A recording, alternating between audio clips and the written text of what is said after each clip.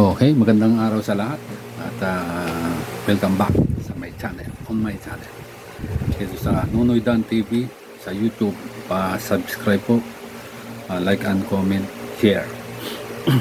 Ito, natataranta na ngayon si Inday Lustay, yung taga Lustay ng Pira ng Bayan, yung anak ni Duterte, ni Digong, na nag-BP na 32 million kuno ang kanyang mga supporters, pero sa mga rally walang sumasama sa kanya. Tataranta kasi ito sa balita, dito sa balita na bribery. Si Vice President Sara Duterte kaugnay ng umunay misuse of confidential funds ng kanyang opisina. Buweltang ise sa mga parata at fishing expedition lang daw ito. Ang buong detalye sa Agenda Weekend Report ni Hannity. Isa na namang fishing expedition para kay Vice President Sara Duterte ang pagsasampa. Fishing expedition daw, fishing. Fishing expedition ay magnanakaw ka. Anong fishing expedition? Yung may hearing sa Kongreso tungkol sa yung mga nilustay na pira ng bayan, yung 125 million. Fishing expedition, wala ka ron sa Kongreso, hindi mo sinasagot. Nandun ka, ng ibang bansa ka, o di kaya nag-swimming ka sa Quezon, nagpunta ka ng Baguio, iniiwasan mo yung hearing sa Kongreso na ikaw dapat ang magpaliwanag. Dapat ipaliwanag mo ang side mo kung saan napunta yung 125 million na ninakaw mo, na ginastos mo sa loob lamang na mahigit isang linggo. Fishing expedition ka pang nalalaman, kitang-kita. Sanay na kami sa katarantaduhan mo na kapag may hearing, wala ka. Naglalayang mierda ka. Hindi mo sinasagot. So, paano hindi ka akusahan ng pagnanakaw? Kung ganyan ang style mo, ikaw magiging presidente dito sa Pilipinas. Tapos ganyan ang style mo, hindi ka makipagdebate sa mga batas na gagawin, hindi ka makikipagdebate sa mga yan. Ako, sa ulo mo. Sabagay, may sayad ka na. Gusto maging presidente na wala kang hindi ka nga marunong, hindi ka nga marunong sumagot sa mga interview sa'yo. Ang ka. Ang nawawala ka sa sarili mo. Tapos, gusto mo maging presidente. Ang presidente, matalino yon, magaling, pinapaliwanag yung bawat kanyang trabaho. Ikaw, liyamerda ka ng liyamerda. Saan ka nakarating? Panahon ng mga bumabagyo, bumabaha, wala ka sa iyong bayan, wala ka dito sa bansa, sa ibang bansa ka, nakinuod ka ng mga concert ni Taylor Swift doon. Paano mo papatunayan sa amin na isa kang sincere na leader? Ito nga mga paglulustay mo, hindi mo may palawanag kung mga nag-iimbento ka ng mga pangalan ng tao, mga sitserya ang inano mo doon sa fans mo. Hindi mo sagutin ng maayos. Tapos ngayon sasabihin mo fishing expedition lang. Ngayon bubuhayin ngayon ni Senador Lacson yung kasong impeachment sa'yo, yung na-archive, ibabalik ngayong taong ito, sa sunod na taon. Bago na yan, madadali ka na sa wala ka ng kakampi dyan sa Senado. Wala na si Chis Escudero na numero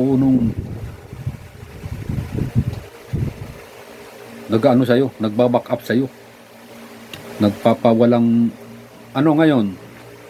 Lumitaw itong si Ramil Madriaga, yung bagman mo. Bakit Marcolita? Amy Marcos, Bato, Bongo, si Robin. Bakit hindi kayo ngayon magpa-imbestiga dyan? Imbestigahan nyo, imbitahan nyo yan si Ramil Madriaga dyan sa Senado. Kamukha ng ginawa ninyo kay Gutesa na pinapunta nyo dyan, pinaimbestigahan nyo dyan sa flood control. Ngayon, ito si Ramil Madriaga, ano yan? Credible witness yan. Nasa WPP na yan. Nasa Western, sa ano na yan, Witness Protection Program na ng DOJ. Kasama na siya dyan. Dyan siya ngayon. Natataranta ka dahil dyan kay Ramil Madriaga. Siya ang nakakalam. Kumpare mo pala yan. Tapos naging bagman mo. Nagsasabihin mong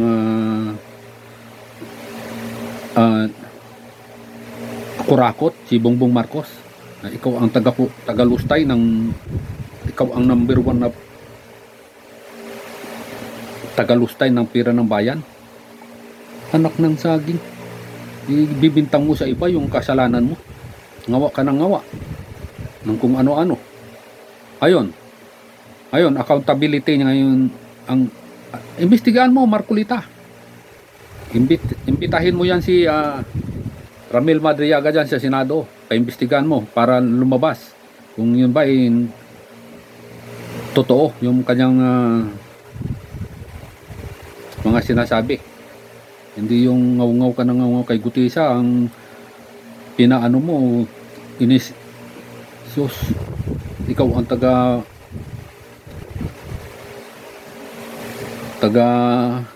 ayos ng mga sasabihin ni Gutesa. Ang kamukat-mukat mo napunta doon sa bahay ni Michael Yang sa Aguado. Ayun, ito si Madriaga, Marcolita. Imbitahan mo, Aimee, ikaw isa ka rin. Imbitahan nyo yan. Si Kaitanong, si Boy Tenke ng Senado. Imbitahin nyo yan si Ramil Madriaga para malaman ninyo kung totoo ba yung sinasabi niyan. Kung yan ba ay para pag hindi totoo, na-acquit na si Sara Duterte. Diyan, na-acquit na siya, siyempre. Kung hindi totoo, kung totoo, certified na notaryo yung kanyang yung kanyang salaysay, notaryado. Hindi ka mo kay Gutesa na piniki yung notaryo. Sino maniniwala doon? Script nyo kay Saldico. Script, hindi umobra si Saldico. Bagong script na naman, diversity. Kada script nyo na hindi pumutok, balik kayo doon sa bangag isyo. Kayo itong mga bangag, kasi ang bangag ang kasing kahulugan yan, mangmang, bubo, sira ulo, ganun ang katumbas ng bangag. Tapos sasabihin ninyo yung maayos ang mga ginagawa, populaan ninyo ng katarantaduhan ninyo. Flood control project, kayo ang gumawa ng katarantaduhan, ibibintang nyo mastermind si Pangulong Bongbong Marcos. Bakit ang nagbunyag siya ang kakasuhan, siya ang ituturo ninyo? Asan? Siyempre kayo bangag niyan, kayo ang mangmang, bobo. Dahil dyan, marami pa kayong mga vloggers na binayaran para lang mapabango yung mga katarantaduhan ninyo. Nagbabayad kayo ng vloggers, didipinsa, pababanguin pangalan nyo para mawala yung Diyos. Hindi na, gising na kami sa mga pautot ninyo. Mga butalo kayo. Siyempre mga DDS, mga DD7, nako, mga butalo yan, mga bangag, mga walang utak, tanga. Yan ang kasing kahulugan ang bangag, kasing kahulugan yan, tatandaan nyo, ang bangag, ang kasing kahulugan yan, yung bobo, yung mahina ang utak. Kamukha niyan si Sara Duterte. I-blame niya yung kasalanan niya doon sa iba. Magpagagawa ng script, para doon mapunta sa ibinibintang niya. Ngayon, pag hindi umubra, another script naman. Ganun ang tirada ng mga ano lang, para mapagtakpan yung kanilang katakawan sa panagising itong mga ito. Okay, tatapusin muna natin ito dahil medyo mahaba-haba na. Pero tuloy-tuloy pa rin ang ating paglalahad ng katotohanan dito sa mga pangyayari tungkol dito sa mga Duterte na mga pasimuno ng gulo sa Pilipinas. Sila ang nagpapagulo ng Pilipinas. Kula itong mga ito, tahimik, maayos. Okay, subscribe lang po sa Nonoy Dan TV sa YouTube. Subscribe, share, like, comment. Salamat po.